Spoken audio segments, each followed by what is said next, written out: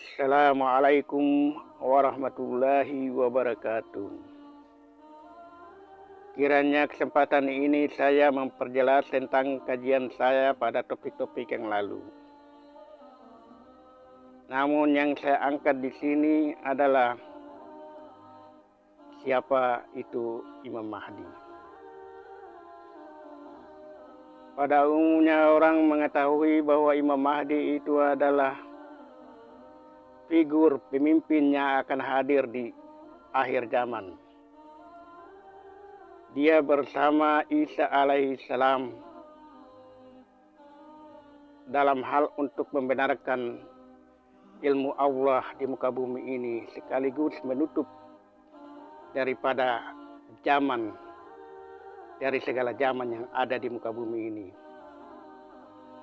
Dan keduanya akan memadukan ilmu tentang kebenaran yang dimiliki oleh Imam Mahdi yang identik dengan ilmunya Rasulullah Muhammad SAW dan ilmunya Nabi Isa alaihissalam. Dengan demikian di situ akan dapat disimpulkan bahwa kebenaran akan berpihak pada ilmu dan ajaran serta agamanya Islam yang dibawa Rasulullah SAW. Namun lebih dahulu saya menjelaskan tentang ciptaan Allah yang berpasangan-pasangan. Allah telah menciptakan segala sesuatu itu berpasangan-pasangan dan serupa menyerupai.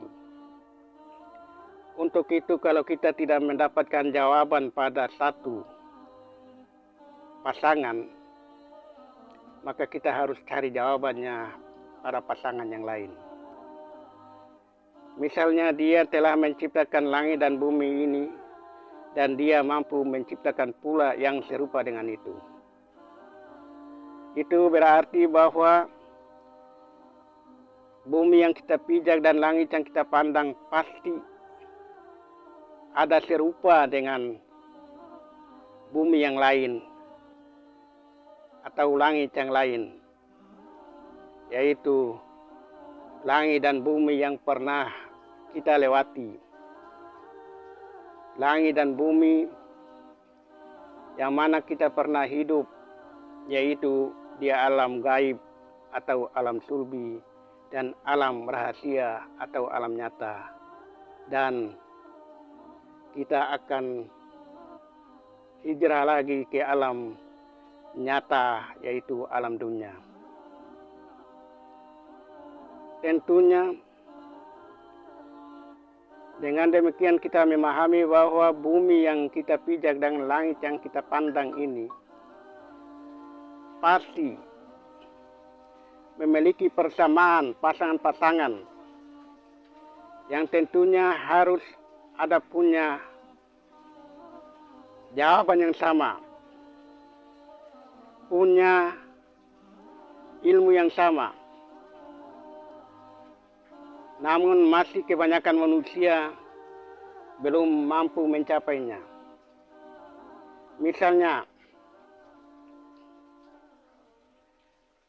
peran daripada Imam Mahdi. Imam Mahdi di sini yang saya jelaskan pada topik yang lalu adalah sifat-sifatnya yang dia titipkan pada setiap penciptaan manusia. Tentunya sifat-sifatnya itu melekat pada diri manusia, khususnya bagi seorang laki-laki.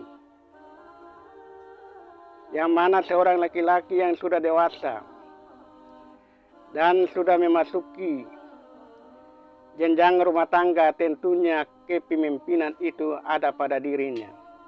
Dan kenapa imam atau pemimpin itu tidak jatuh pada golongan kaum Hawa atau perempuan?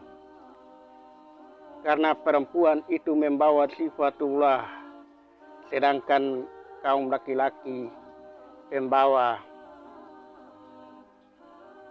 peran sebagai hidayatullah. Dengan demikian, kita sebagai laki-laki tentunya adalah seorang pemimpin. Karena tidak terlepas daripada peran pemimpin, pengayom, penuntun, pendidik, dan sebagai penjaga dari keluarga, terutama istri, anak-anak, lingkungan, bahkan kalau dipercayakan menjadi pemimpin bagi sebuah organisasi ataupun pemerintahan. Seperti halnya saya katakan tadi, bahwa persamaan alam dunia dengan alam diri, yang mana kita ketahui Imam Mahdi dalam alam dunia kita yakin akan dia hadir sebagai penutup dari zaman dan penutup daripada akhir dari semua hari, dalam hal ini kiamat. Peran Imam Mahdi di kemudian hari yang akan dia turun di alam dunia ini bersama dengan Isa al-Masih, lawannya adalah Dajjal. Nah, saya akan menjelaskan apa hubungan Dajjal, Imam Mahdi, dan Isa al-Masih di dalam proses kejadian manusia. Pada pembahasan yang lalu saya telah menjelaskan tentang peran daripada Isa al-Masih, yang mana dengan sendirinya dengan membawa anasir Ruhul Kudus, ruh yang suci, kemudian cahaya dan kun fayakun, hadir di dalam kandungan seorang ibu, lalu memproses fisiknya yang berbentuk bulat dan datar disertai dengan tali pusar, dan tugas dia adalah menghidupkan yang mati. Akan orang mempertanyakan dari mana asal daripada ari-ari atau plasenta itu. Maka saya menganalogikan tentang tumbuh-tumbuhan. Kalau tumbuh-tumbuhan yang berperan mengantar makanan adalah akar, sementara akar itu berproses diawali dari sebuah biji. Kemudian biji itu membentuk akar dan fungsi akar adalah mengantar makanan untuk pertumbuhan dan perkembangan batang. Kemudian dahan, ranting, daun, bunga, buah, dan seterusnya secara bergantian.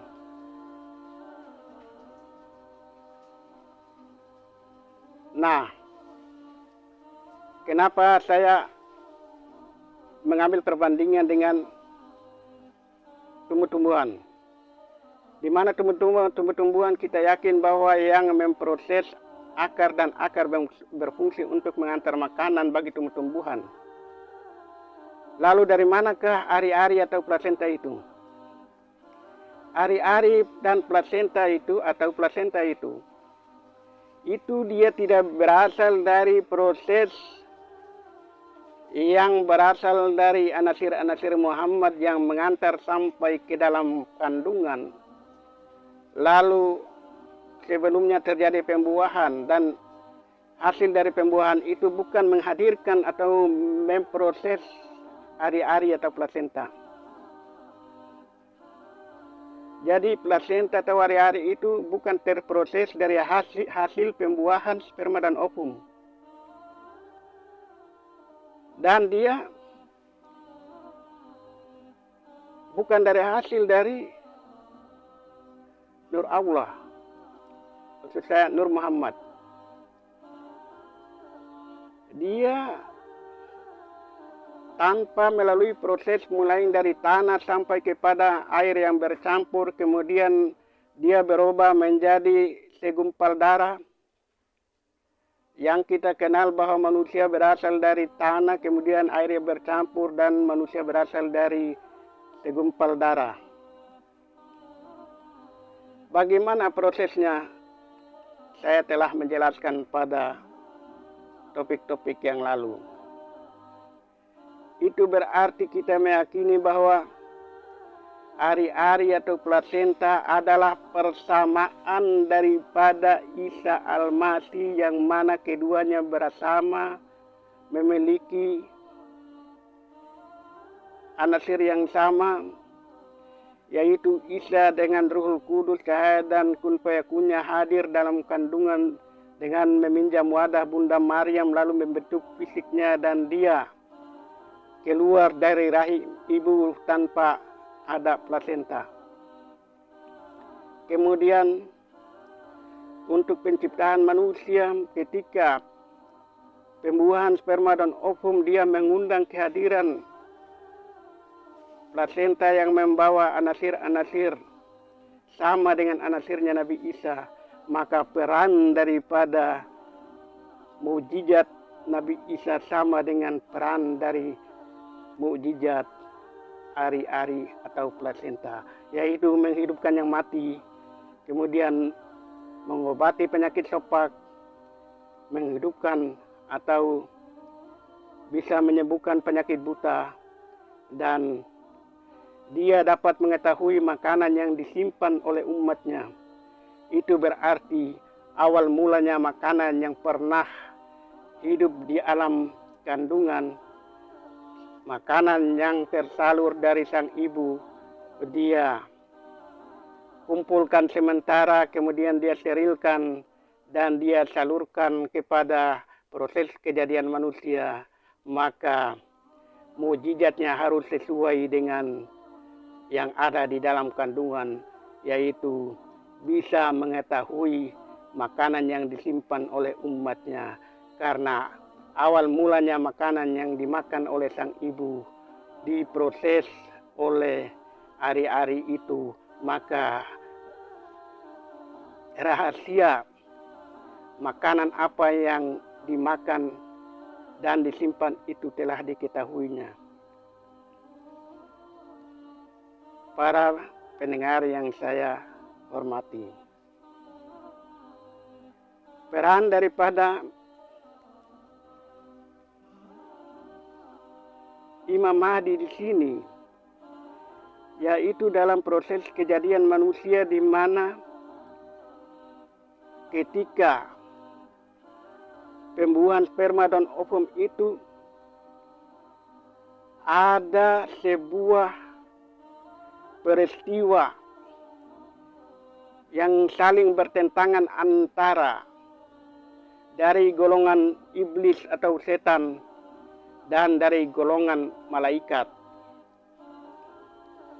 Yang berperan dari posisi malaikat di sini adalah Imam Mahdi, dan yang berperan sebagai iblis adalah Dajjal. Dan itu berarti Imam Mahdi dan Dajjal pernah bertarung di dalam proses kejadian manusia, yang mana ketika adanya pembuahan, iblis yang sudah ada di dalam diri kita ini mencoba untuk memasukkan gen busuk, gen yang akan menghadirkan generasi yang rusak. Kemudian peran dari Imam Mahdi, dia berusaha untuk menghalau itu. Maka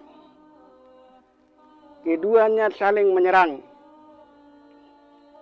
Dari golongan iblis mencoba menghalau dan mengganggu, sehingga bisa mengakibatkan proses kejadian itu gagal. Bahkan ada yang berkelainan. Itu akibat dari kemenangan yang dimiliki oleh golongan iblis atau Dajjal. Kemudian Imam Mahdi, dia berusaha untuk mempertahankan, karena dia adalah seorang pemimpin, seorang pengayom, seorang penuntun, seorang penjaga, dan dia mampu bekerja sama dengan plasenta tadi, ari-ari tadi. Sehingga ari-ari atau plasenta tadi kerjasama dengan Imam Mahdi, sementara ari-ari atau plasenta adalah sifat-sifat daripada petugas yang sama dengan Isa Al-Masih. Keduanya bahu-membahu untuk menyerang dan menentang iblis atau setan yang diperankan oleh Dajjal. Dan itu pernah terjadi dalam proses kejadian manusia dalam kandungan seorang ibu. Dan lebih utama lagi, yang saya katakan bahwa persamaan alam dunia dan alam diri, yaitu alam dunia kita meyakini akan hadir pada penghabisan alam ini atau hari kiamat adalah Imam Mahdi dan Isa alaihissalam. Kemudian di alam kandungan keduanya hadir, dan peran daripada seorang laki-laki adalah membawa sifat langit, dan peran dari seorang wanita adalah membawa sifat bumi. Dan bumi itu di dalamnya ada proses dari bukit menjadi gunung. Maka saya mencoba mengutip